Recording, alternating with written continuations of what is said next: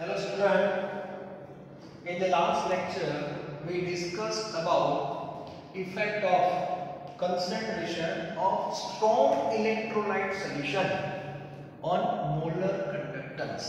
ठीक है, मतलब हमने जो सॉल्यूशन बनाया था सबसे पहले वो स्ट्रॉन्ग इलेक्ट्रोलाइट का था। पहले ये क्लियर होना चाहिए। स्ट्रॉन्ग इलेक्ट्रोलाइट का मीनिंग होता है 100% ionisation and degree of ionization alpha that is equal to 1। मतलब उसमें undissociated molecule होते ही हैं like HCl, NaCl और KCl। क्लियर? बाद में हमने क्या किया? बाद में हमने उसमें पानी डाला। If we add water, then volume of solution will increase। किसी को डाउट है? Okay, no। Volume of solution increases, it means concentration of solution decreases। तो इसमें भी किसी को डाउट है? No। अब वॉल्यूम बढ़ेगा, कंसंट्रेशन डाउन होगा, वो सब तो फैक्ट है। अब उसकी इफेक्ट कंडक्टिविटी पे क्या होगी? तो उसमें हमें क्या करना है? Molar conductivity. तो वॉल्यूम बढ़ेगा तो जो आयंस है उसको घूमने के लिए जो स्पेस मिलेगा वो बहुत ज्यादा मिलेगा। जो पहले मिलता था उसकी कंपेयर में अब उससे कोलिजन कम हो जाएगा। कोलिजन कम होगा तो रेजिस्टेंस कम हो जाएगा और रेजिस्टेंस कम होगा तो मोलर कंडक्टिविटी है वो इंक्रीज हो जाएगी। तो बेसिकली हमारा जो पॉइंट है वही है कि पानी जब आप डालते हो तो कंसंट्रेशन डिक्रीज हो रहा है। तो कंसंट्रेशन डिक्रीज होगा नो डाउट, लेकिन आपका जो लैम्बडा एम है वो इंक्रीज हो रहा है। और ये जो रिप्रेजेंटेशन है वो हमने ग्राफ के जरिए मैंने आपको कल बताया था, जिसमें y एक्सिस पे हमने लिया था लैम्बडा m, x पे लिया था हमने अंडर c, और ये जो पॉइंट हमें मिले थे 1 by 1 by adding water, तो उसमें जो भी पॉइंट्स हमें मिले थे, if you connect all points then we have straight line. और एक प्रैक्टिकल जो होता है उसकी लिमिटेशंस आ जाती है कि उससे ज्यादा आगे नहीं जा सकते, क्योंकि वेसल की कैपेसिटी होती है, क्योंकि पानी आप ज्यादा नहीं डाल सकते, अदरवाइज ओवरफ्लो हो जाएगा, आपका प्रैक्टिकल फेल हो जाएगा। तो हर एक प्रैक्टिकल की एक लिमिटेशन होती है। फिर भी उसमें एक स्टेप आगे हमने डिस्कस किया था कि जो ग्राफ मिल रहा है स्ट्रेट लाइन, उसको हम एक्सटेंड कर सकते हैं टुवर्ड्स y एक्सिस, और y एक्सिस पे हमें एक फिक्स्ड पर्टिकुलर पॉइंट मिला था और उसको मैंने एक स्पेसिफिक नाम दिया था, नॉट ओनली लैम्बडा m। इसके ऊपर मैंने लिखा था 0, it means lambda naught m।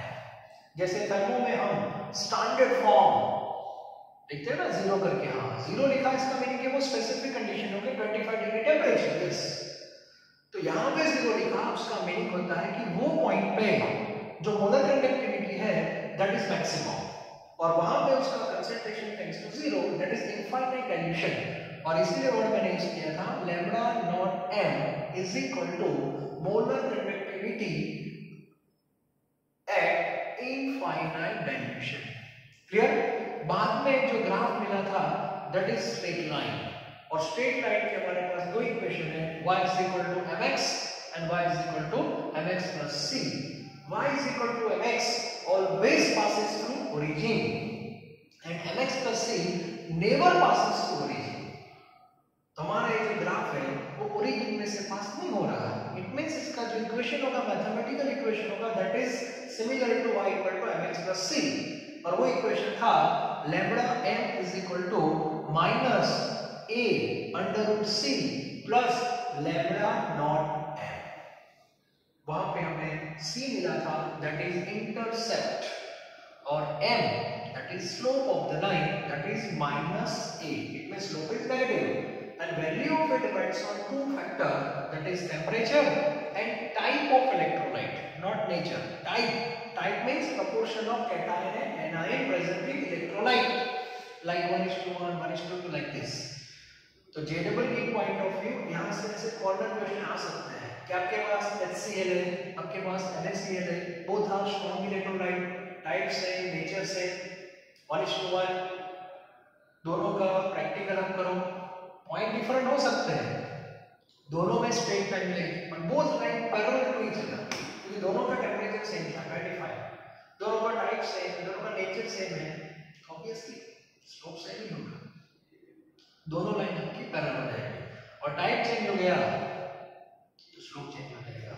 तो इतनी इंफॉर्मेशन मैंने आपको बताई है। स्ट्रॉन्ग इलेक्ट्रोलाइट के बारे में। ओके, आज हम आगे बढ़ रहे हैं और आज जो डिस्कशन कर रहे हैं that is for weak electrolyte. Okay, weak electrolyte. चलो मुझे बताओ, स्ट्रॉन्ग का पूरा क्लियर है तो वीक में ज्यादा कोई दिक्कत नहीं आएगी। वीक का मीनिंग होता है hardly 2 to 3% ionization, hardly 2 to 3% ionization. It means here alpha that is less than 1. 100 marks की एग्जाम दी, कितने मार्क्स आए? 2 मार्क्स। तो इसमें ऐसा होगा 100 मोलेक्युल्स आप पानी में डिसॉल्व करोगे तो 100 में से डिसोसिएट कितने होंगे? Only 2। So 90 molecule as it is that is in undissociate form रहेंगे, तो उसका अल्फा लेस देन 1। इस पूरा मैंने डिस्कशन कर दिया है इक्विलिब्रियम चैप्टर में, और इसका बेस्ट एग्जांपल है CH3COOH एसिटिक एसिड। ऐसा मैंने पढ़ाया था, if you dissolve acetic acid in water then CH3COO- and H+. For example, initial you have 100 mole, ये दोनों 0 होंगे। इसके बाद आया था फाइनल। फाइनल मतलब इक्विलिब्रियम कंडीशन, 100 में से आयोनाइजेशन 2 मोल का ही हुआ, तो यहाँ से कितने गए? 2 गए, तो प्रोपोर्शन क्या है? 1:1:1, तो 2 मिलेंगे 2 मिलेंगे। 100 में से 2 गए तो यहाँ पे 98 रहेंगे। क्लियर? तो इसका अल्फा क्या होगा? टोटल कितना था? 100, डिसोसिएट कितना हुआ? 2, सो अल्फा बिकम्स 0.02। और सॉल्यूशन में इस इक्वेशन होगी, आयंस भी होंगे, नहीं होंगे ऐसा नहीं, लेकिन साथ में अनडिसोसिएटेड मॉलिक्यूल्स भी होंगे। और एचसीएल में ऐसा नहीं था, 100 में से 100 चले गए। That is the basic difference between strong electrolyte and weak electrolyte, ये आपको पता होना चाहिए। ओके, चलो ग्राफ की बात करते हैं। तो सॉल्यूशन किसका लेंगे हम? एसिटिक एसिड का। अब जैसे स्ट्रॉन्ग का ग्राफ था वैसे हम वीक का बना रहे हैं। चलो यहाँ पे लैम्डा n है, यहाँ पे √c। मंडे एसिटिक एसिड का कंसंट्रेशन 1 लेना है। ओके, तो √b1 ही होगा और उसका क्या निकालेंगे? Lambda n। कैसे निकालोगे? तो पहले एसिटिक एसिड को ले जाओ विस्कम बेसिक सर्किट में। क्लियर? और वो विस्कम बेसिक जो सर्किट है वहां से क्या निकालोगे?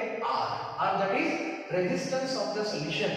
और वो कैसा निकालते हैं वो थ्योरी मैंने आपको बता दी आगे लेक्चर। क्लियर? रेजिस्टेंस R जो है उसका इनवर्स ले लो, that is G। Okay, G into G star that is K, और K है वो स्पेसिफिक कंडक्टेंस। हमें लैम्डा m चाहिए, तो K जो है उसको मोलारिटी से डिवाइड करता हूं और इनटू क्या करता हूं 1000, तो आपको मिलेगा lambda m in centimetre square. Divide by 1000 किया तो मीटर स्क्वायर।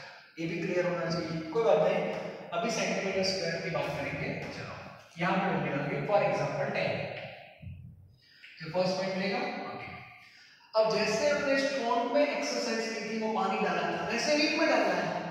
ठीक है, so gradually how to add water add करते जाओ, तो यहाँ भी वॉल्यूम क्या होगा? इंक्रीज होगा और मोलर कंडक्टिविटी भी इंक्रीज होगी। लेकिन जो ग्राफ मिलता है वो स्ट्रेट लाइन नहीं मिल रहा है, लाइक दिस। मतलब कंडक्टिविटी इंक्रीज तो हो रही है बट ग्रेजुअली, स्लोली। और आपको जो ग्राफ मिल रहा है that is like curve, not straight line.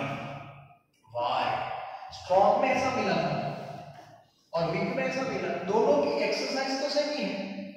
सोचो आप, दोनों में पानी डालते हो, दोनों में वॉल्यूम इंक्रीज हो रहा है, दोनों में मोलर कंडक्टिविटी इंक्रीज हो रही है, फिर भी ग्राफ में इतना वेरिएशन क्यों आता है? वो भी एक पॉइंट है। तो उसके लिए अल्फा के पास जाओ। मुझे बताओ स्ट्रॉन्ग जो है उसका अल्फा क्या था? पहले से 1 था और 1 that is the maximum value, और इसका अल्फा आप देखो 0.02 मतलब लेस देन 1 है। अब इसमें होगा क्या? देखो, स्ट्रॉन्ग इलेक्ट्रोलाइट में जब आप पानी डालते हो तो वॉल्यूम इंक्रीज होगा, अल्फा इंक्रीज नहीं होगा। अल्फा क्योंकि पीक पॉइंट पे है। ओके, वीक में क्या होगा? वीक में जब आप पानी डालते हो तो वॉल्यूम तो इंक्रीज होगा but according to Le Chatelier principle new equilibrium established in forward direction, so obviously number of ions also increases, और number of ion increase हो गए तो अल्फा की वैल्यू इंक्रीज होगी कि नहीं? मतलब मंडे 90% आयोनाइजेशन हुआ था तो ट्यूसडे पानी डालने के बाद 91 होगा, वेडनेसडे 92 होगा, 93 होगा, लाइक दिस. तो gradually ionization also increases according to Le Chatelier principle. तो वीक इलेक्ट्रोलाइट जो है उसमें वॉल्यूम के साथ साथ अल्फा भी इंक्रीज होता है. This is very very important. और मैंने जो नोट्स दिए उसमें यहाँ पे अंडरलाइन कर देना. Most important part of this question, difference between strong and weak. Strong में वॉल्यूम ही इंक्रीज होता है, अल्फा नहीं, क्योंकि अल्फा ऑलरेडी मैक्सिमम है. अब जो 100 में से 100 मार्क्स ला चुका है उसको आप क्या एडवाइस दोगे? और मेहनत कर और मार्क्स कहां से आएगा? वो मैक्सिमम पॉइंट पे कहां गया है? एडवाइस किसको देनी है? जो फर्स्ट एग्जाम में 2 मार्क्स ही लाया है उसको थोड़ा फोर्सफुली बोलना है कि चले मेहनत कर, तो 2 के 3 हो गए, 3 के 4 हो गए, ऐसा वो बढ़ेगा. फोर्सफुली पढ़ाना पड़ेगा इसको, ठीक है? तो ये वीक है. बस समझ में आई? ओके. दूसरा पॉइंट, स्ट्रॉन्ग में क्या था? स्ट्रेट लाइन थी तो उसको आगे हम एक्सटेंड कर सकते थे. क्लियर? वीक में क्या था? सर वीक में भी करेंगे, ऐसा ही वीक में हो गया, ऐसा नहीं होगा. अब ये प्रॉब्लम क्या है कि मान लो कि क्लास में 50 स्टूडेंट्स थे, 50, सबको मैं यहाँ पे 1 by 1 बुलाना और मेरे सामने जो ग्राफ है वो स्ट्रॉन्ग का है, ऐसा मान लो. मतलब ये ग्राफ है, सबको मैंने बोला कि चलो सबको स्केल लेके आना है और ये लाइन को y एक्सिस की ओर एक्सटेंड करना है. क्लियर? तो सभी स्टूडेंट 1 by 1 यहाँ पे आएंगे और सबका जो आंसर है दैट इज सेम. सही है नहीं? 101%. कोई स्टूडेंट बोल रहा है कि सर मेरा आंसर थोड़ा इधर उधर हो गया है तो उसको स्केल पकड़नी नहीं आती, और क्या बोले, ठीक है? लेकिन ए कंडीशन आएगी, इसीलिए स्ट्रॉन्ग जो है उसमें ए पॉइंट सबको मिलेगा और वो भी सेम होगा, and that point is lambda naught M. Clear? Okay. Weak में जब मैं बुलाऊंगा बारी बारी सभी स्टूडेंट को 1 by 1, प्रॉब्लम क्या होगा पता है? रोल नंबर 1, सर देखो मैं एक्सटेंड कर रहा हूँ आपको, यहाँ पे पॉइंट मिलेगा. रोल नंबर 2, नहीं सर मेरा ड्राइंग अच्छा है, मुझे यहाँ पे पॉइंट मिलेगा. रोल नंबर 3, सर थोड़ा आगे जाना, क्या प्रॉब्लम है? तो मेरा पॉइंट है जितने भी स्टूडेंट यहाँ पे आएंगे 1 by 1 उनका आंसर यहाँ पे जो होगा lambda naught M naught same. Answer same आएगा. तो कौन सा आंसर सही है? So we can not predict, हमें पता नहीं चलेगा. तो ये टॉपिक का कंक्लूजन है for weak electrolyte, we can not measure, yes we can not measure lambda naught M directly from graph. ठीक है? जैसे स्ट्रॉन्ग में मेजर कर सकते हैं, वीक में नहीं कर सकते आप. इसका मीनिंग ऐसा नहीं कि वीक का लैम्ब्डा नॉट एम होता नहीं, होता तो है लेकिन हम मेजर नहीं कर सकते. बात समझ आ रही है? मार्केट में कोई चीज लेने गए पर आपको वो मिली नहीं, इसका मीनिंग ऐसा थोड़ी है कि वो चीज है ही नहीं पूरे वर्ल्ड में, ऐसा नहीं है. दूसरा रास्ता ढूंढना पड़ेगा. ठीक है? तो पूरे टॉपिक का कंक्लूजन अब समझ आ रहा है आपको? इफेक्ट वाला टॉपिक तो बहुत सिंपल है. कंसंट्रेशन डिक्रीज होगा तो मोलर कंडक्टिविटी इंक्रीज होगी. That point is same in both case. लेकिन पैरेलल आपको लैम्ब्डा नॉट एम के बारे में भी पढ़ना है. स्ट्रॉन्ग में लैम्ब्डा नॉट एम हम निकाल सकते हैं, वीक में है लेकिन निकाल नहीं सकते. सर तो क्या करेंगे? वेट टुमारो, नेक्स्ट लेक्चर में मैं आपको बताने वाला हूं कि वीक जो है उसका लैम्ब्डा नॉट एम कैसे निकालते हैं. इसका आंसर आपको कल मिलेगा. ठीक है?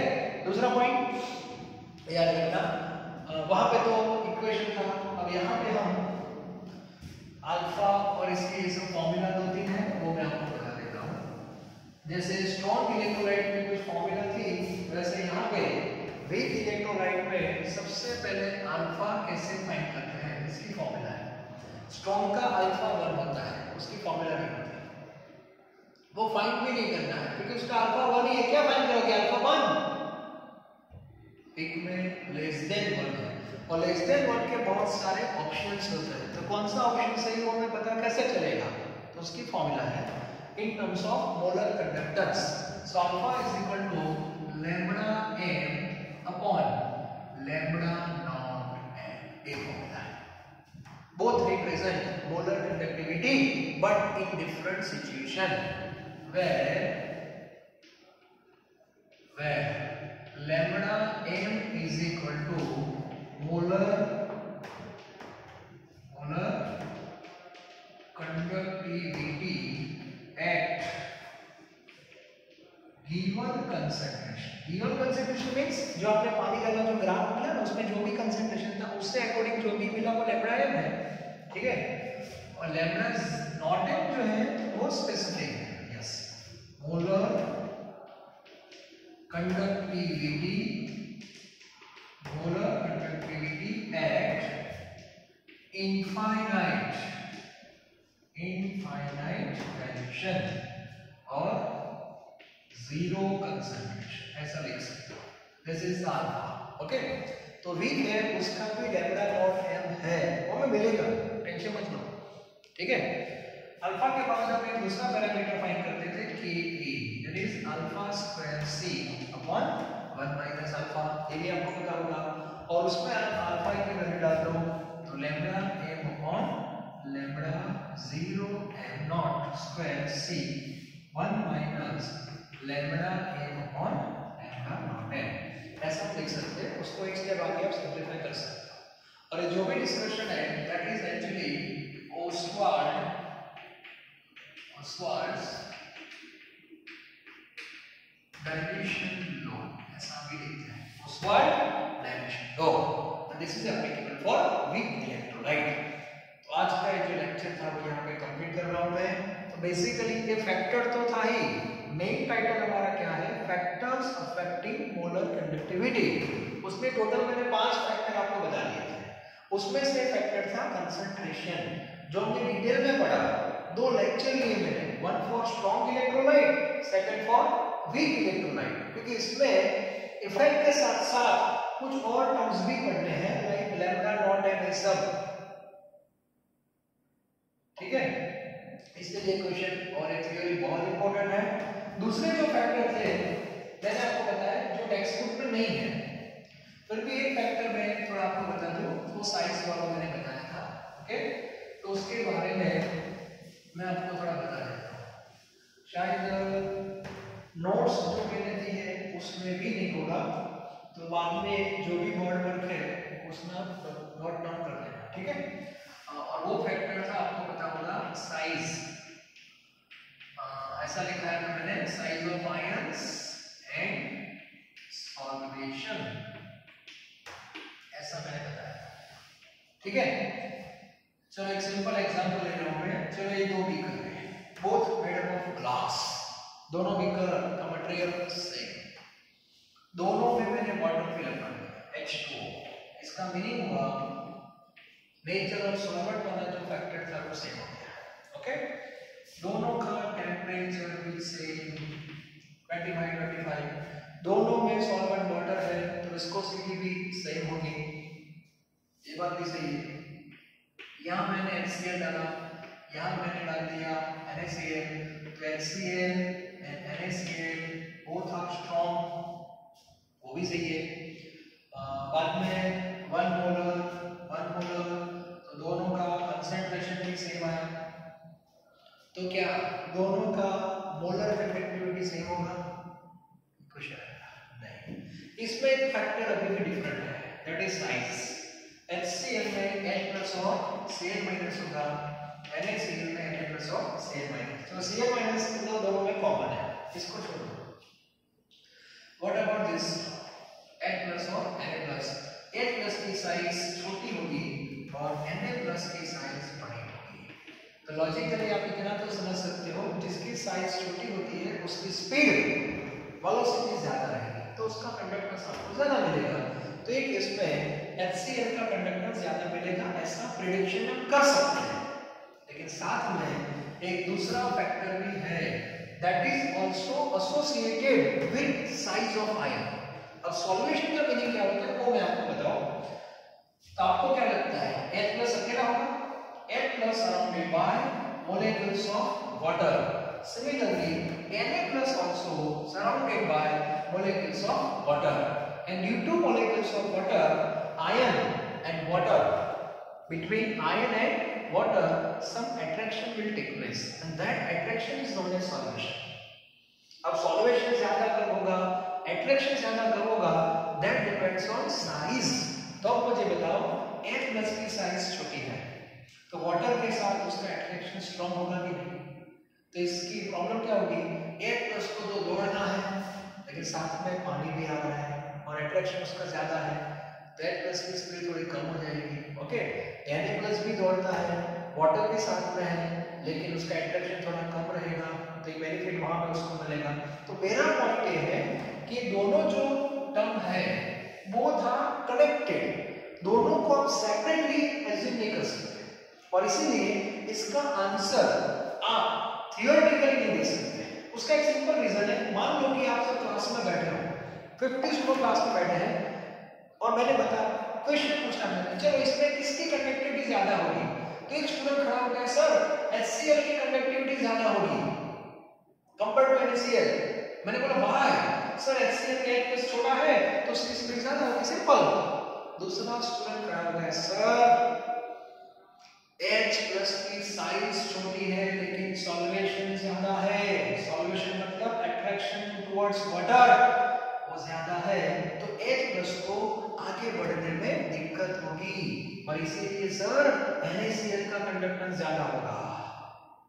तो डिबेट होगी, तो उसका आंसर मिलेगा प्रैक्टिकल से, विदाउट प्रैक्टिकल हम आंसर नहीं दे सकते। दूसरा एग्जांपल दे रहा हूं, दो स्टूडेंट हैं, ये फर्स्ट, ओके, ये दूसरा, see the size of both student. हाँ समझ आ गया, किसकी स्पीड ज्यादा रहेगी? सर इसकी, सिंपल, एक मोटा तो देखो, ऐसे दौड़ाना नहीं, अभी मैं ये साइज वाला फैक्टर है, अभी एक इफेक्ट ऐड कर रहा हूं सॉल्वेशन। इसकी साइज कम है ना, उसके सिर पे मैंने बहुत भारी वजन रख दिया 1000 kg और इसके ऊपर ओनली 1 kg, ठीक है? इस सिचुएशन में दोनों को दौड़ना है। अब मुझे बताओ किसकी स्पीड ज्यादा होगी? टेल मी, किसकी स्पीड ज्यादा होगी? Tell me. एक स्टूडेंट खड़ा हो गया, सर इसकी स्पीड ज्यादा होगी। बोला क्यों? सर पतला है। दूसरा खड़ा हो गया, सर इसके सिर के ऊपर तो देखो कितना मास ज्यादा है। नहीं नहीं सर इसकी होगी। क्यों? सर मास कम है। दूसरा बोलेगा सर इसका खुद का मास तो देखो।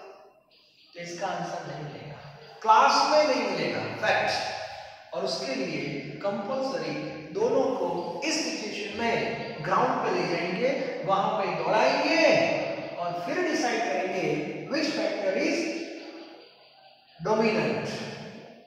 यदि ए स्टूडेंट जीत गया तो डोमिनेंट फैक्टर होगा साइज, और ए स्टूडेंट जीत गया तो डोमिनेंट फैक्टर होगा सॉल्वेशन। वेट कम है इसीलिए वो जीता।